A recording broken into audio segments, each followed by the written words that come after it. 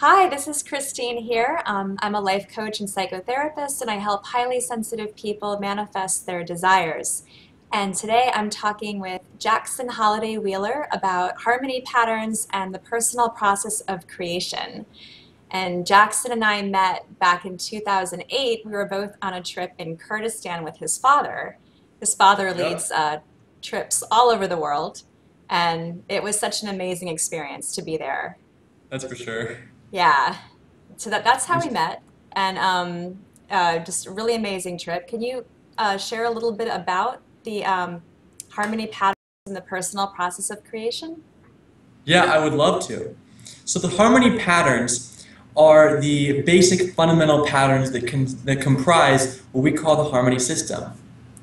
Now, the harmony system was developed by Rebel Holiday in the early 1980s. And she did this in conjunction with numerous art theorists, artists, color theorists, and psychologists in Oh, order to wow. answer the eternal question of what is beauty? Because Rebel was frustrated with the apparent subjectivity of beauty, how it all seems to be just opinion. And she wanted to know whether there were some sort of correlations between what people subjectively thought and the reality around us, the objective world around us. And so she started studying the various color systems that had been developed in the 18th, 19th, and 20th centuries. And what she found was that the Munsell color system was the most well researched and well thought out. And the Munsell color system was developed by a professor of art at the Massachusetts College of Art and Design around the turn of the century, so about a little over 100 years ago. And his name was Professor Albert Henry Munsell. He was from Boston, and he was, as I said, a professor of art, and he wanted to teach his students about color in a rational way. Huh. Because at the time, while there were some theories of color and how it worked, they were all very abstract. There was no actual data that would support any of the theories. So he wanted to go away from the subjective color words like fire engine red or sky blue, these words that didn't actually have any specificity to them. So what he discovered was that the way that color works, it can't be put into some kind of shape. So like a sphere or a pyramid, like the previous color theorists had tried to do. They were working from an idealistic perspective. They thought, oh, we're going to take a sphere and we're going to put white at the top and black at the bottom and the pure hues in the middle. And it doesn't quite work that way, in human perception at least. And so he published his first book on his system called A Color Notation in 1905. And then 10 years later, which is 1915, so this is the centenary of that, he published his next book on his system called An Atlas of the Munsell Color System. And this is revolutionary in the world of color and art and design and the study of beauty. So Rebel Holiday was studying mostly the Munsell color system and comparing it to other systems. Huh. And what she discovered in her research is that there are naturally occurring patterns that connect the categories of color that Munsell worked out and the categories that you can classify the other visual design elements, so such as line or shape or texture. And so what she discovered were these patterns, they connect all of the visual design elements. So it's not just color, it's also all of them. And that these patterns can be seen in all of nature. So you can see them in the trees, you can see them in the mountains, you can see them also in human faces. And that's what's so incredible, because humans are a part of nature, as we often forget. We think that we're somehow separate from nature. Now, I mean, a case can be made for the creations of humans being separate from nature. I personally don't think that really holds up, but there is some use to that distinction. But humans themselves are 100% a part of nature. And so the way that we are constructed physically in the face and the rest of the body all comes together in a natural harmony. And you can see this anywhere in nature. No one would look at a mountain and say, oh, that ridge over there, it should be about about 20 feet down. It's too high, or oh, the color of that tree is just off. Why It's is it? true. Why are those leaves orange? They should be red. I mean, no one says that because in nature everything is naturally already in harmony, and people forget that we too are also naturally in harmony. And so the harmony patterns show and explain the connections between us and nature, and they also show that we are naturally in harmony. And so these patterns were developed over the course of the past 30 years. And in the first 10 years, it started out just from the visual perspective. That's what Rebel was looking at. She was looking at beauty on a visual perspective. So it started out on a superficial level, trying to help people pick clothes and designs, interior design as well, that would work with their natural pattern. So that was where it began. But then it started to get really, really interesting. And that was interesting enough, but then it became incredible because she started to notice in her analyses of people that there were certain ways that people of different harmony patterns would speak, different ways they would gesture. Their body language and their verbal language were somehow correlated with their visual harmony pattern. Wow. And she wanted to test this. So this was an intuition that she was noticing and seeing this, but she needed to have some kind of way of testing it. So she teamed up with a clinical psychologist named Dr. Suzanne Horton. The two of them developed a word association test that they gave to every single client after they'd performed the harmony analysis, but before the client had received the results, so they wouldn't be influenced by the terms, by Right. the names of the harmony patterns. And so what happened was that this is pretty incredible because every single person who was whatever harmony pattern would choose naturally the words that were so that she had seen as descriptors for those people. Oh my gosh. And yeah, it's pretty incredible. So after 6,000 people taking the test, Hmm. the correlations are pretty clear. It's 100%. I mean, everybody who is, say, lively, subtle, rich, which is one of the harmony patterns, Yeah. always chooses the words that correlate to lively, to subtle, and to rich in that order. And Amazing. with also according to their percentages as well, because each person is a Wow. combination of the different harmony patterns in a certain proportion. And so what Rebel and Suzanne discovered is that the harmony patterns are not just visual, they also correlate to your essence, to your inner being, how you are, who you are, and how you express your energy. Now, this was developed from the 1980s up until the present day, and I myself have had the pleasure and the privilege to work with the Harmony System at the Living Harmony Academy for the past 6 years. And in my own personal research with people, with clients, I have noticed even more correlations that came out of this work with what we call the energetics of the harmonies. And what I noticed was that different people of different harmony patterns had a specific way of taking in information, processing it, and then putting it out there. Basically, what I call their personal process of creation. It's all about how they create. And so someone who's, say, lives lively, subtle, rich, or someone who's striking, subtle, lively, they had different ways of creating, different ways of processing information, externally and internally, different ways of manifesting internally and externally what they wanted to create.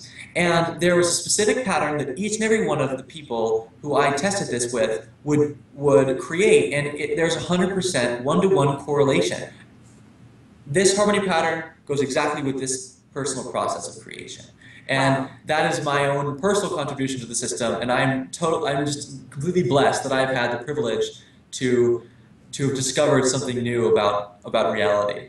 Amazing. Yeah, you've taken it a step further and gone deeper into the essence aspect of it. Yeah, yeah, that's what I'm most interested in. I mean, I love color and design, and it's interesting to me. But what's most interesting to me is the energetics of the harmonies and how we can help people grow and understand themselves and relate to others better. Because that's one of the main benefits of the Sure, harmony sure. system is that you can relate to others on a much deeper, more authentic level. Because you know who you are, you know how you naturally express, Mhm. and then you know how other people are going to process your information just by looking at their face. You look at someone's face, you know, okay, with this person, I need to talk a little bit slower. I need to tone it down a little bit. Or with that person, oh, I can go full speed. Yeah. You know just by looking at their face. Amazing. Wow. It would be really amazing to know the harmony patterns to that degree to where you can do that and be able to Yeah, just improve your interactions with other people based on that knowledge. yeah. It's really useful and it's really fun too, because Yeah. then, first of all, I mean, intellectually it's stimulating, but it's also just fun because you you get to interact with people, like you said, on a deeper level, on a more Mhm. authentic level, and you are who you are and you're aware of it. And it's not a matter of being someone else. It's a matter of being aware of who you naturally are and then expressing that in the best possible way for the situation. Yeah, being able to be completely in alignment with yourself and then also, fully see other people around you, really see their essence too. I Exactly. And the love harmony that. patterns are the best tool for that. One thing I wanted to mention too is I just read your book this week, which I know it's not out yet, right? It's not Yeah, we're going available. to publish later this year. Okay, right. So I read your draft, and what I found so amazing was you started off talking about what is harmony.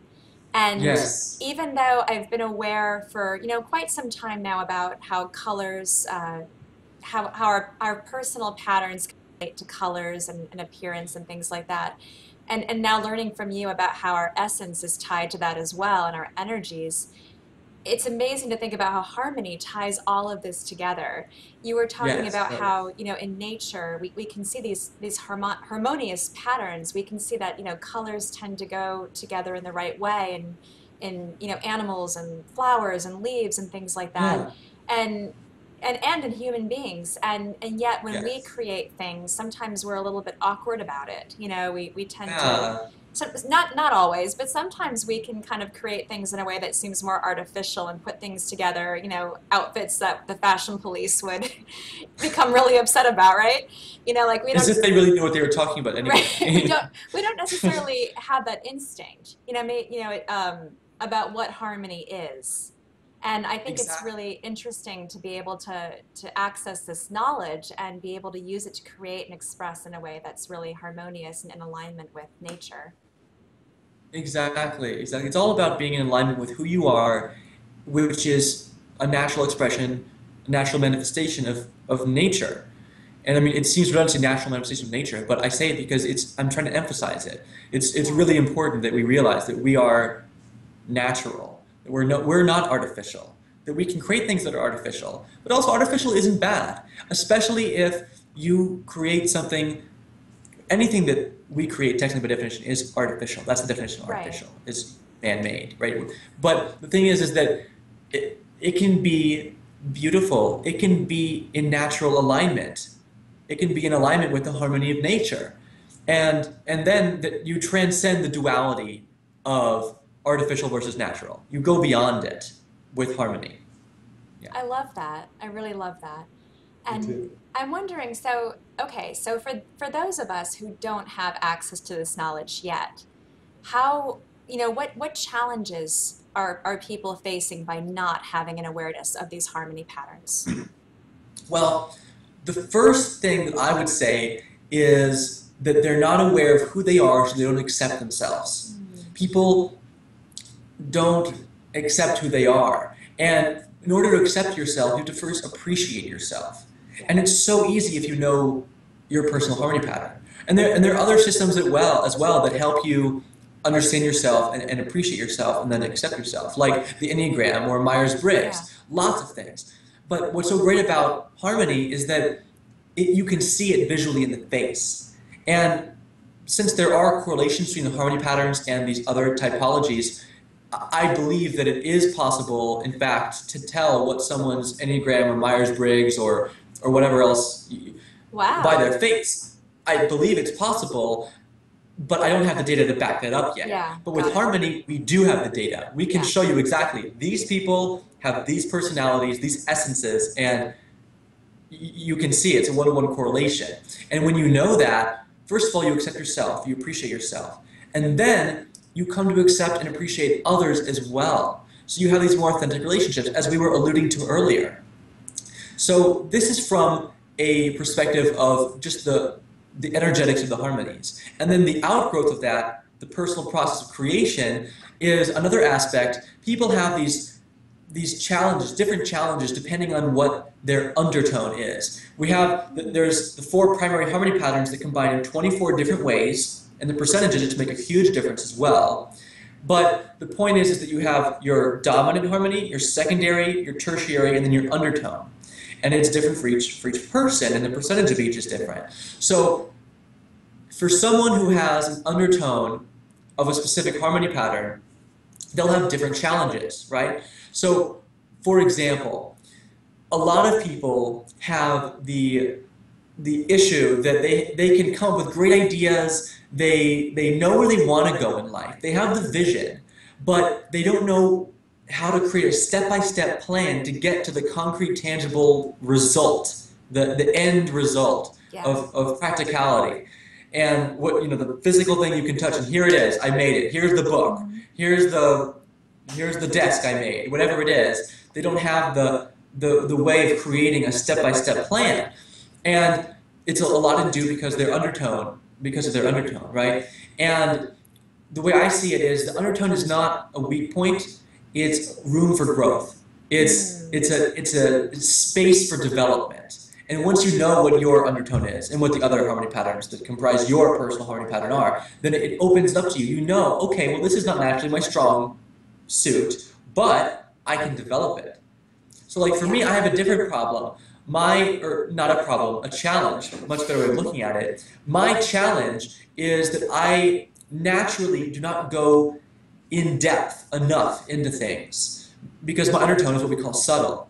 So I'm not naturally subtle. I'm pretty intense, and I naturally like variety in life.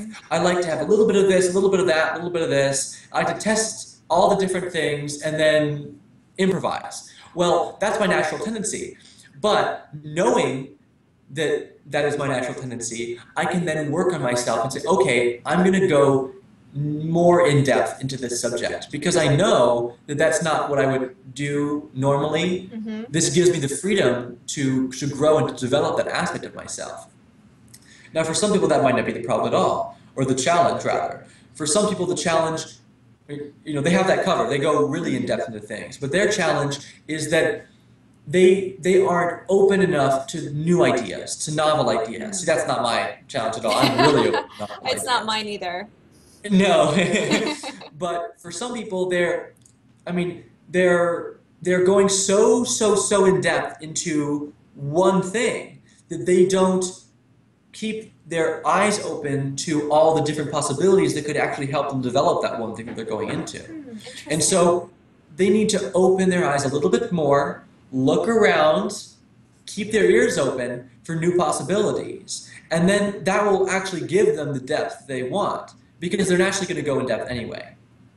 And then for other people who have a different undertone, different personal harmony pattern, the issue at hand is more that they cannot accurately envision their desires. And this is where a lot of the manifesting techniques will come into play. So, visualization, affirmation, a lot of these are exactly what they really, really need to do, or they need to focus on that aspect of it, because perhaps they're really good at getting stuff done once they know what they want to do. They have their to-do list, they just go, A, B, C, D, and then they get it done.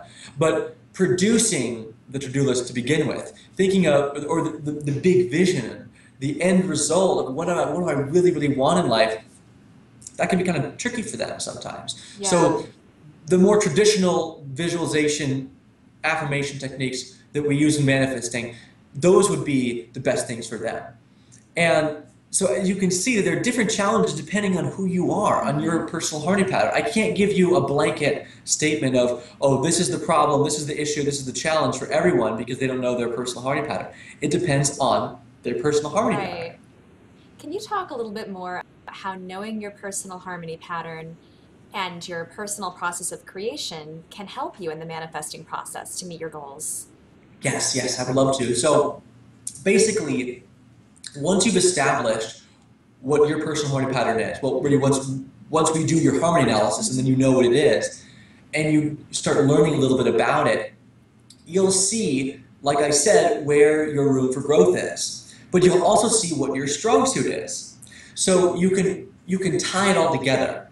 And what you'll do is you'll create a plan using the I have a plan for creating plans, basically. That's what the personal process creation does. It's a system for helping you create plans to get things done, to Awesome. get whatever you want done.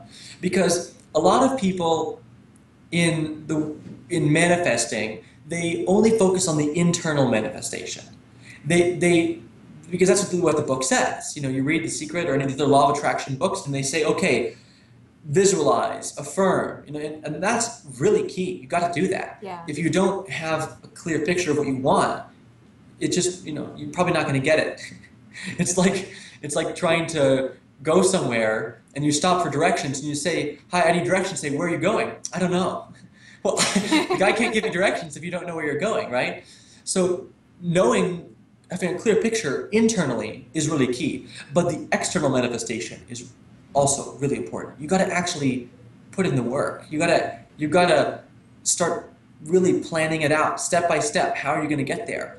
And the personal process creation is the perfect tool for that because it gives you every single step of the way. And it's not rigid, it's flexible. Huh. It depends on your personal harmony pattern and also the current situation at hand. So Interesting. depending on your personal process of creation, on your personal harmony pattern, and what's going on in your life, where you are now and where you want to be, you can construct a perfect plan to get you there based on your pattern and the circumstances at hand.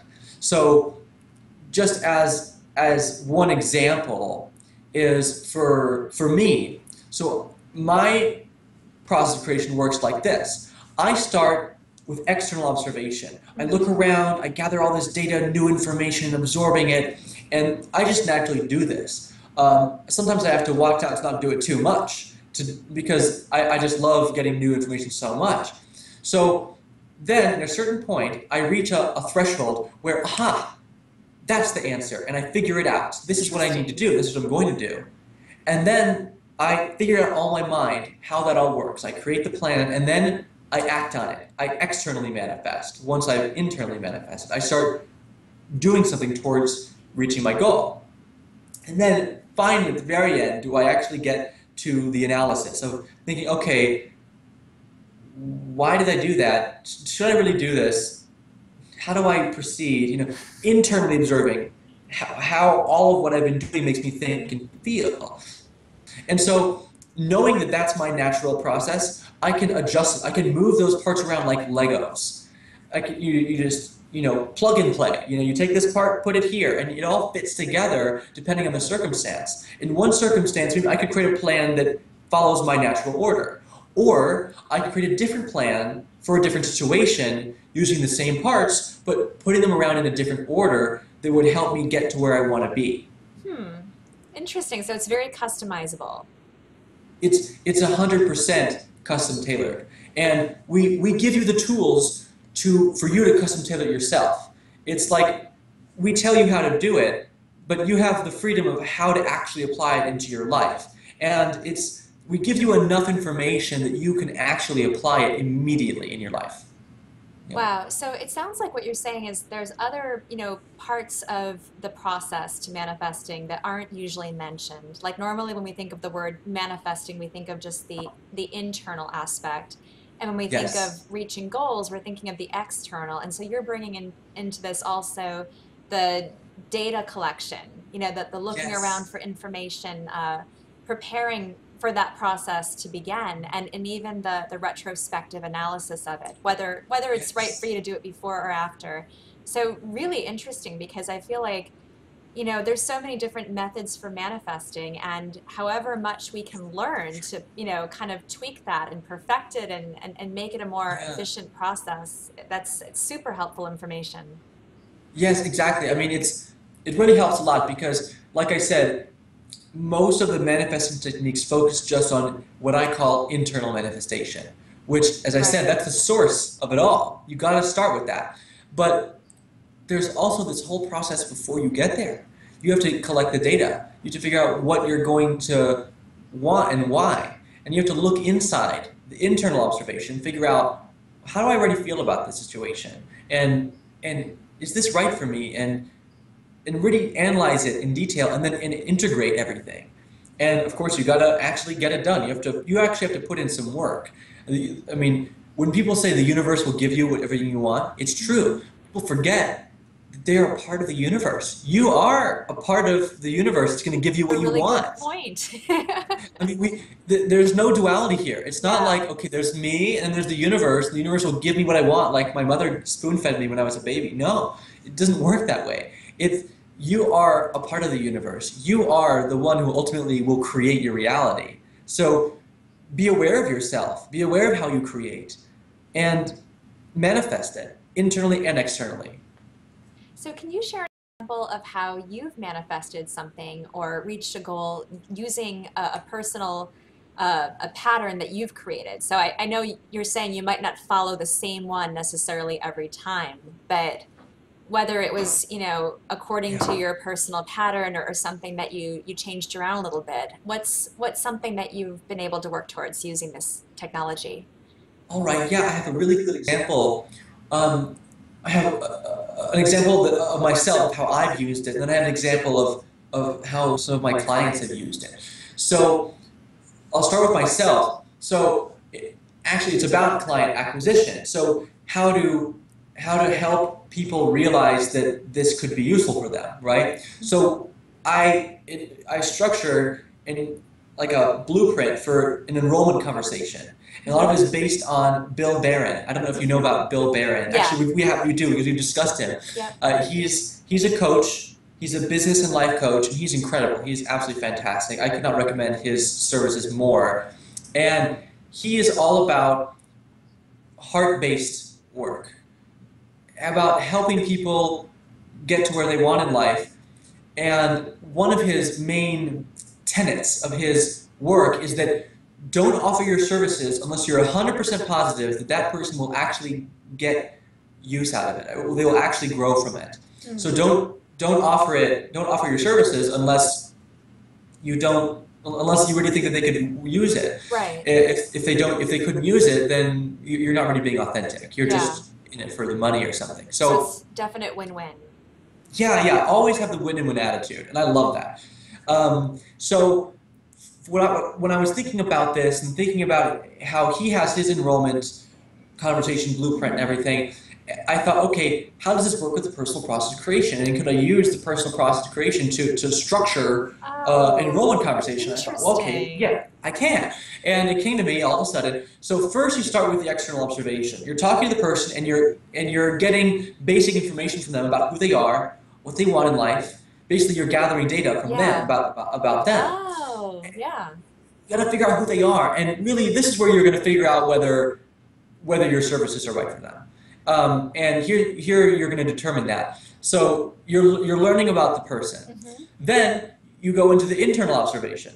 You start asking them questions that will get them to think internally about their own work, their own practice, what they're doing in life, Yeah. and where they need to go. So you ask them about what they're doing. You've already sort of established the basis of it. Then you pick a few different areas where you think that your services could really help them. And then you ask them to go more in depth into that area, right? So you say, okay, how do you do X? Okay, well, how does that really work? And what are the obstacles that you find in doing that, and et cetera? So you guide them in a process of going deep into their own reality. Then you paint them a little picture of how your services could help them solve those challenges, to overcome those challenges, Yeah. and to get past those obstacles. So that's the internal manifestation. You're sparking, you're triggering that internal manifestation. You're trying to get them to see internally the picture of how Yeah. things could be using your tools, using your Wow. special gift, That's right? that's amazing that you tied that together. Yeah, and then the fourth and final step is to offer them your service, to say, look, Hmm. here's how you can do this. Here's how you can externally manifest it. I Yeah. have a really great tool that you can use, and it's going to get you to where you want to go. And if you painted the picture well enough, if you really described to them with enough clarity that they can really have that, if I mean, it's not so much about you. Or You they don't they really internally describe it. manifest it. You guide This is them to describe it themselves. Yeah. Yes, exactly. You're basically guiding them in a process where they will do all of this Yeah. themselves. So you have to guide them for them to be able to internally manifest it. And if you did that successfully, then they will jump at the chance to use your tools, to take advantage of your gift, of what you have to give. And they'll want to externally manifest. They'll want to move forward with you. So this is just one example. You Beautiful. start from the external observation and you end with external manifestation, and you go through the internal. You go through the internal observation, internal manifestation in order to get there. It's a beautiful example. I mean, it's harmony right there, tying in the Yeah, personal yeah, process of creation to the structure of an enrollment conversation. It's brilliant.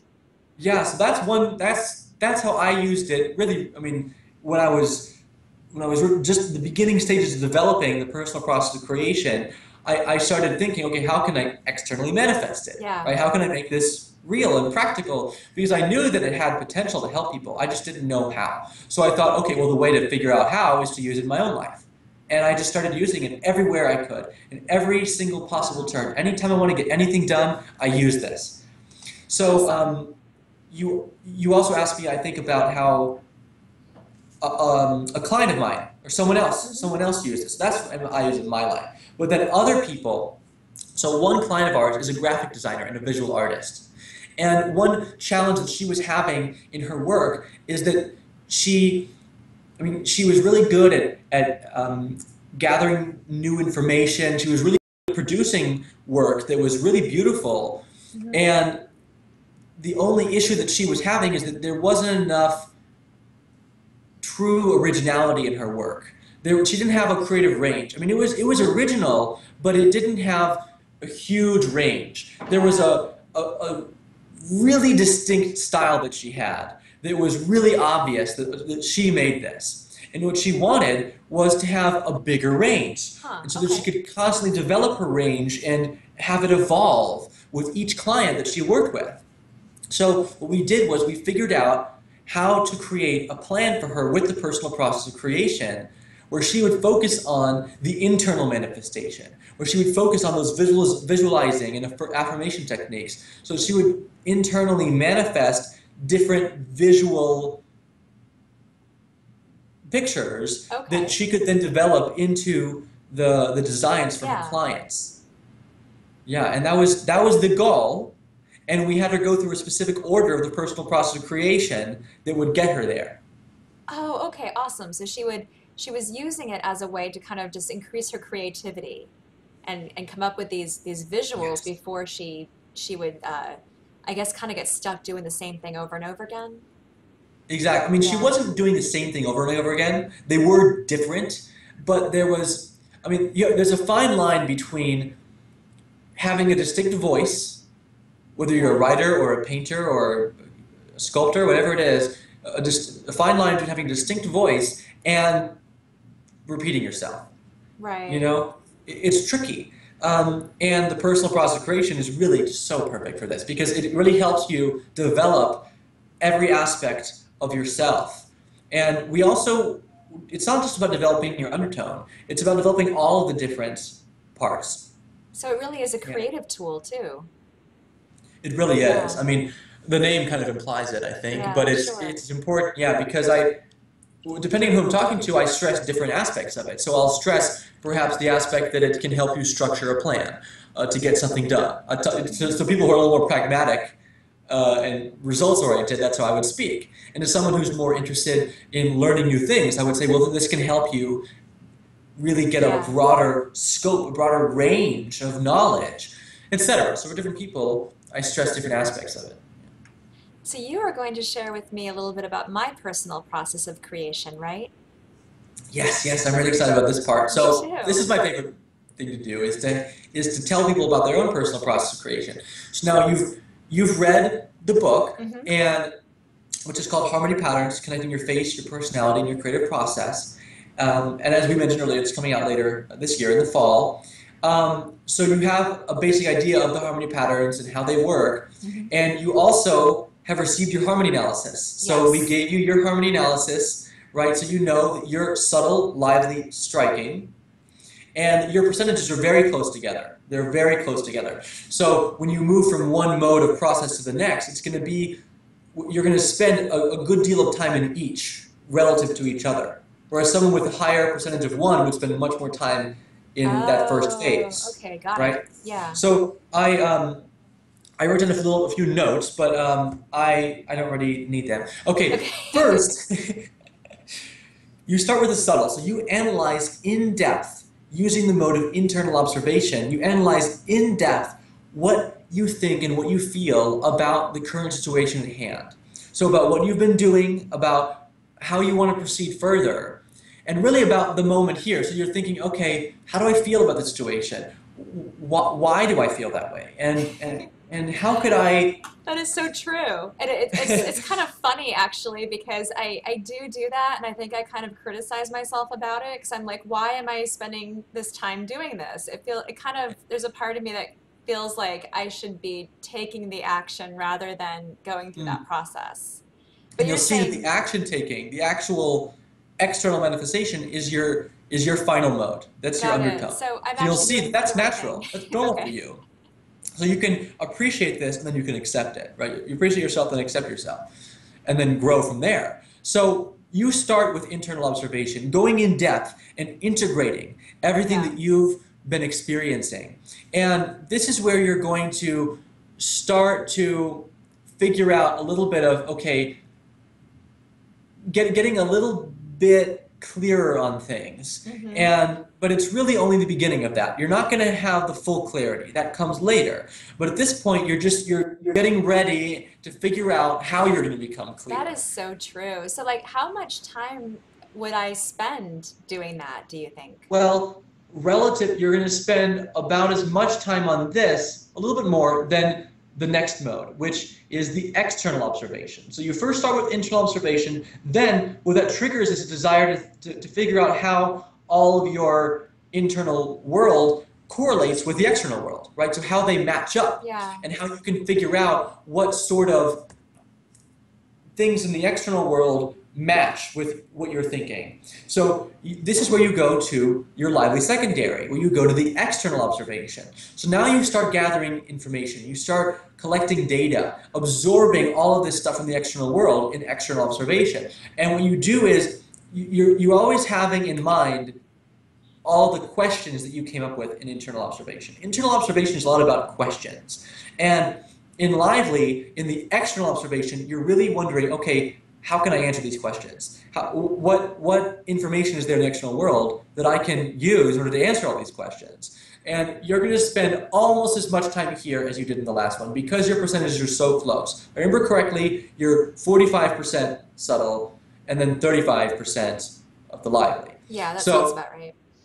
yeah, so 45, yeah, you're 45, 35, 20. And the undertone, as we see it, because it's less than 5% in about 199 out of 200 people, we don't include it as an actual Right. percentage.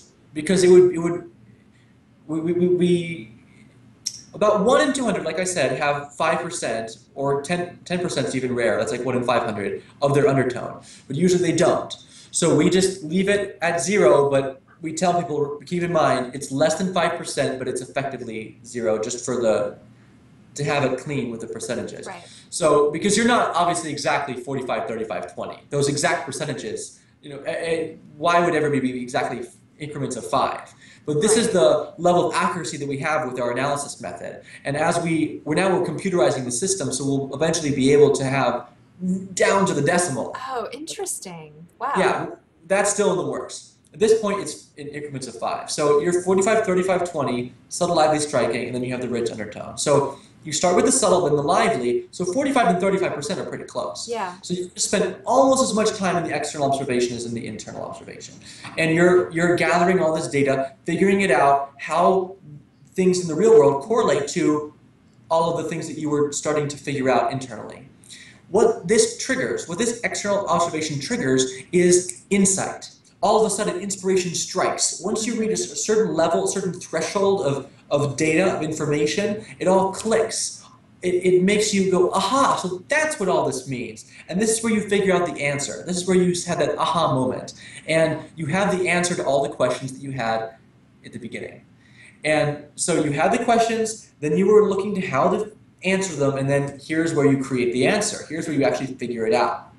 So internal manifestation is your third mode in the process of creation, in your personal process of creation. And here is where you have that revelation, the epiphany. You really figure it out. And you go internal once again. So you started internal, then you went external, and then you're going back internal again. And you're going to start thinking, how can I really make this a reality? Here you have the vision, you figured it out what you're going to do, and now you're going to start figuring out how you're actually going to do it, how you're going to externally manifest it, which is your last mode, which we'll get to in a second. So in internal manifestation, which is the birth of new ideas in your mind, you're going to use all of your visualization and affirmation techniques that you've become so proficient at. And this is where you're going to really implement all of the different techniques that you teach in order to actually make it real, make it a part of reality. So once you've become clear enough in internal manifestation how you're going to make it real, then you finally start putting it all into action. This is where you take all of that, you take the plan, and you start working on it. And you really put it into action, and you create the final ultimate result. And one thing that's important to note is that this works on a fractal level. So the harmony patterns are fractal. So this is the pattern that you're going to use on a huge time scale. So you use this over the years. So you could go through a period in your life that is especially subtle, internal observation. You're really going into this internal observation for, say, 2 years, where you're finding yourself and thinking all these questions about who am I and why am I this way? And you probably went through this years ago. And then what that led you to do is to think, okay, I'm going to learn about who I am by figuring it out, what the world is like. So you started gathering all this data. You went to school, you learned all these different things, and you learned about how to coach and about how to consult and how to counsel people psychologically and how to help them grow. So you learned about all this new information. And then you went through a period where you took all that information and you made it real inside your mind, internal manifestation. And you spent years doing that. And now it seems that you're in the external manifestation of really making this real for people. And you've been doing this already for quite some time. So this is where you get the actual physical real experience of reality, of making it real. So that's on a big time scale. But then there's also, this happens within a matter of seconds. Yeah. I mean, so like, just a really banal example, a really mundane example, is I was brushing my teeth a few weeks ago, and I saw that my wife's hairdryer was plugged in, and I thought, that's not right, it shouldn't be plugged in, she's done with it. So I'm brushing my teeth, I noticed, external observation, this is my first mode, oh, the hairdryer is plugged in. Then I realized, internal manifestation, it shouldn't be plugged in, okay, I should unplug it, and then external manifestation, rich, I just immediately unplugged it. And then I'm standing there with the hairdryer cord and brushing my teeth, I'm like, wait a minute, see, internal observation, wait a minute, I should have just waited, finished brushing my teeth, and then done this. I'm like I'm getting ahead of myself here. Interesting. So that was all within 5 seconds. Yeah. So it happens on a very small scale and on a very huge scale. And with everything we do, from the most mundane, like that silly example I just had, to your whole life story. So one of the things that I'm wondering is, do you find that if you really embrace your personal pattern and you move through it and just allow yourself to move through it at the pace that feels natural to you, do you find that it just kind of flows naturally from one phase to the next, or do you find that we tend to get stuck in our dominant patterns and maybe need to somehow push ourselves into the next one?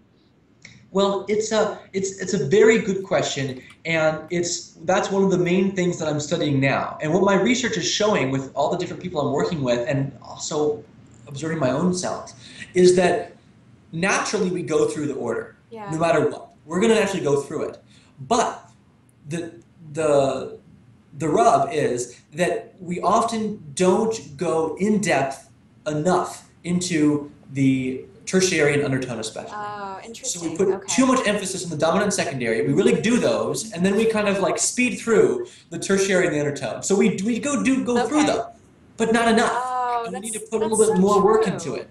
Yeah. That's so true. I totally see that in myself. So we actually do naturally go through the whole process, but we just stay in some of them longer than others. Maybe so I guess what you're saying is that we probably stay in our dominant areas as long as we need to, but Mhm. in our, tertiary pattern or undertone, we're not staying there long enough. Yes, and we don't. Sometimes we forget, or not so much forget. We really just don't know to begin with how to get from one to the next the most effective way. So Hmm. sometimes we actually do get stuck, and then we don't really, like I said, we don't really skip it over the last bit, but we might do it in an ineffective way. Yeah. So, for example, for someone who has rich as their final mode of process, the external manifestation, what they might do is they might, once they get to that final mode, they might start doing something, but it's not actually in alignment with what their original goal was.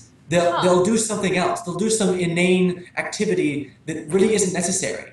That they should be doing something that's actually focused on getting and attaining their goals, but they're doing something, they're procrastinating through action, but This it's some, like they go clean their sock drawer or this is something. somebody It's with a like, rich undertone.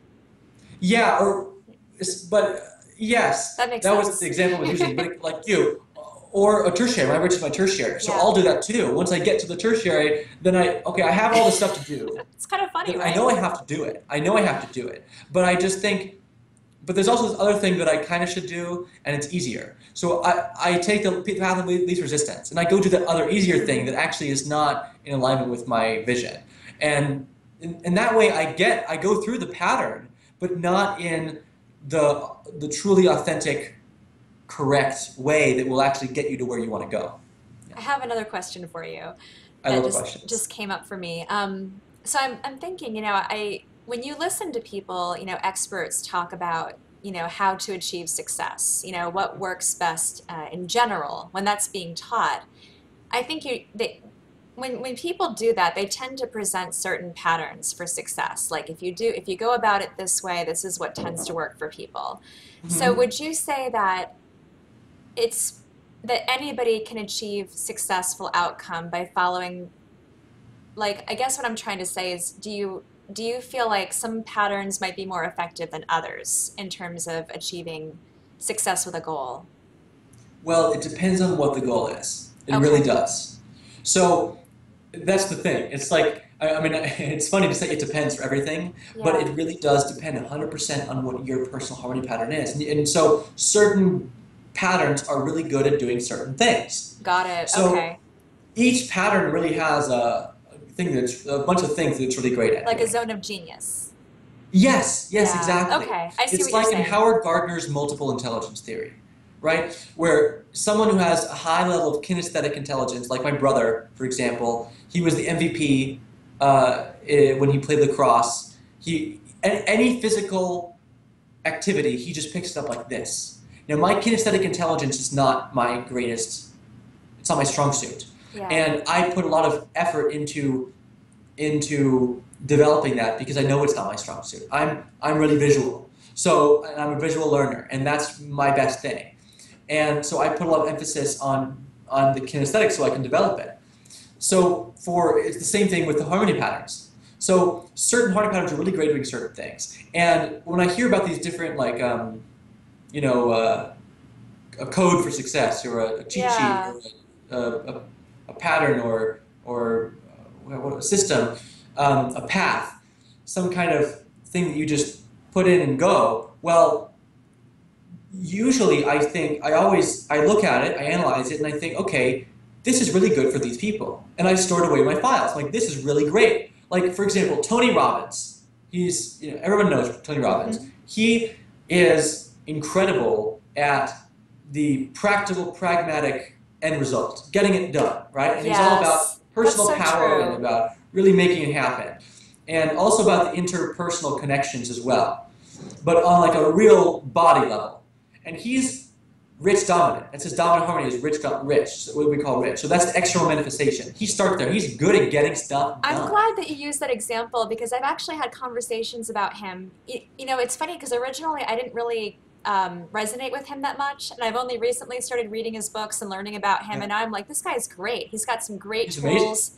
But that makes sense because I'm not rich dominant, and I was talking to a friend of mine who's an introvert, and we were both talking about how, people that are highly sensitive or introverted tend to be a little bit turned off by him originally because He's so intense. he's got this very loud intensity about him. He's very, yeah, the very get it done aspect.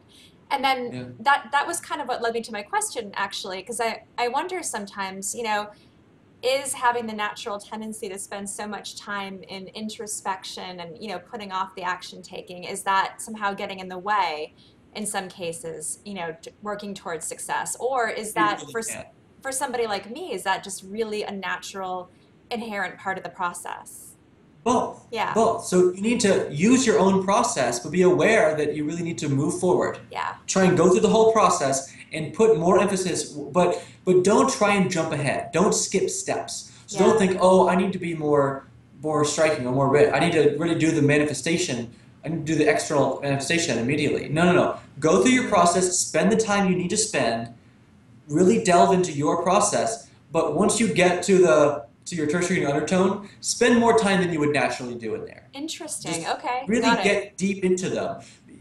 Since you're subtle dominant, you naturally have a propensity for analytical thought. You like to thoroughly think things through. I love that Yes. phrase. Thoroughly think things through. It's really alliterative. It's beautiful. So you really like to thoroughly think things through. So do that. Use your natural strengths to work on your weaknesses, your challenges, and turn the challenges into strengths by using your dominant harmony. So Tony Robbins, he's rich, striking, lively, exact opposite order of you. Subtle, light, Wow. striking, exact opposite. So no wonder you Interesting. didn't resonate with him at first. And I mean, it's funny, like one of my best friends in the world, his name is Andrew, he's a genius. He is the opposite order of me. He's the opposite harmony pattern of me. He's subtle, rich, striking. I'm lively, striking, rich. So we're the opposite order, but we get along fabulously. But in the beginning, when I first saw him, I was like, whoa, he seemed so different from me. And I was like, that guy. But then when we started talking, we're like, whoa, we have the same interests. But we just have the exact opposite way of looking at the same thing. And so Oh, we wow. complement each other. We really help each other, and we can really help each other grow in amazing ways. And whenever I talk to him, I have the most incredible insights. And so does he. And it's really beautiful. So you can use your own pattern. You really should use your own pattern, but just try and Yeah. use your strengths in order to help your challenges grow. That is really helpful. Thank you for that.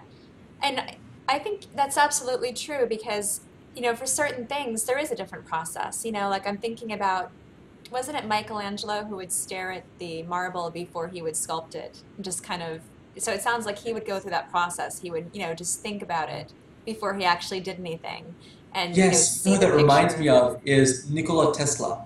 So Nikola Tesla is becoming much more well known nowadays. He was unknown for years, unfortunately, but now a lot of people are figuring out the incredible contributions he's made to the world. So I mean, he if people don't know, he invented the radio.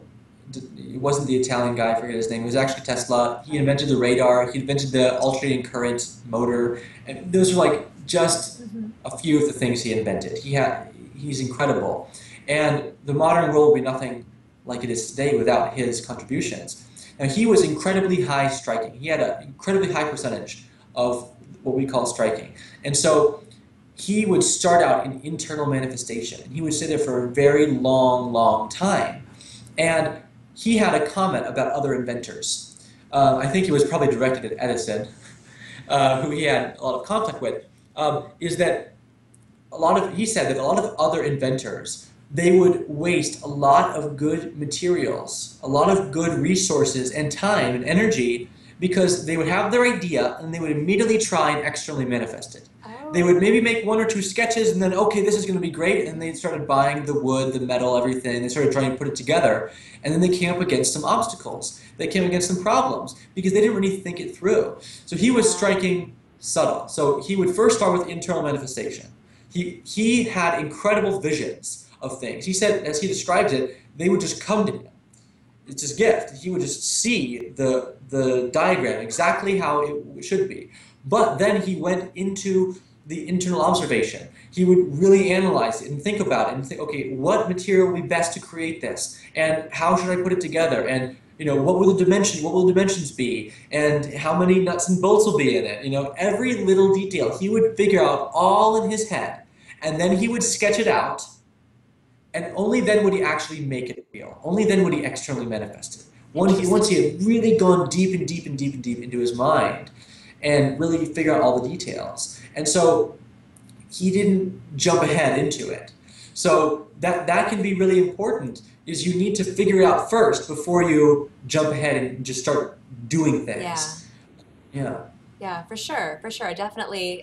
It's nice to have that validation too, to know that your natural process is actually the best one for you and the most effective one. And to know, Exactly. yeah, and also to know where you also need to be putting more of your energy too. So Yes. I really appreciate that. Thank you for that. Definitely. That's Definitely. really helpful to me. I can definitely see the areas in my life where I do that. I definitely see the internal analysis process that I go through, Yeah. and it actually makes me laugh. I think it's funny when I when I notice myself doing that. It's like, Yeah. there I go again, because I'm like Yeah. taking my time thinking, just kind of, it's kind of like being in a dream state in a way. I feel like whenever I'm, wanting to do something, I will spend a lot of time just, thinking about ideas and gathering information and kind of just going Yeah. through this like process The before I subtle and the actually, lively. yeah, before Exactly. I Because kind you of do them at the start with same time. observation.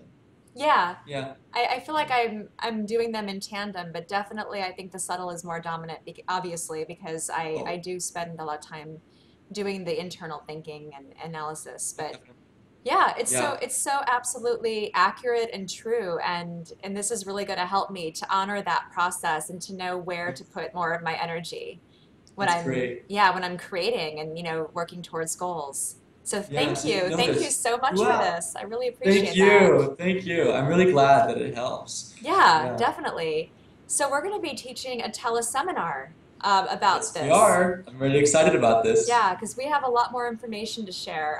One of the things that we would Yes. love to do is do a guided meditation slash visualization, right? So Yes. that you can, Exactly. so people can utilize this whole, personal process of creation, Yeah. whichever, no matter what your, no matter what your pattern is, there's a way that you Hmm. can utilize all of these together. So we're going to be doing that on the Exactly. teleseminar and going more in depth Exactly, and about that's going to these be really patterns. fun. Yeah, we're going to really get deep into it. So with this guided meditation or visualization, I'm going to take the audience through, and you and myself through the different processes in the specific order that I find is the best for internally processing it in order to make it real in yourself. And so it'll be the same order as some people listening. It won't be the same order as everyone, but it is the best order for learning this on Mm, an internal level. cool. I'm excited about that. Me too. I really want Yeah. to do that.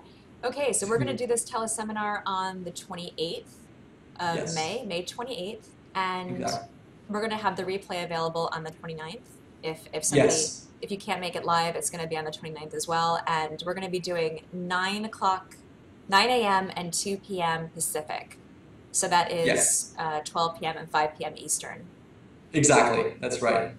That's right. And it's going to be a lot of fun. I'm really excited. Great, me too, because I actually, even after reading your book and knowing all that I know, I learned so much more just by talking to you today. And That's I great. really thank you for sharing so much more information so freely. I mean, this is really, really amazing stuff, amazing technology. I love the fact that there's science behind it, that there's Yeah, actual, data collection. The nerd in me loves that, loves me knowing that too. it's Yeah, not just, a theory, or something yeah, that was discovered, but that there's real evidence here, and this is yeah, exciting. So yeah. I'm really looking forward to learning a lot more. Me too. Me too. It's all about for me, the eternal learner. Yeah. Cool. Okay. Well, then we will see you then on the 28th, and we 28, look forward to 9 sharing a.m. more. What? The 28th, Great. right? Okay. That's right. All right, Christina. Thank you so much. I feel incredibly privileged and blessed to be here as a guest with you. Oh, thank you too. So we will talk soon. We will. All All right. right. Bye. Bye.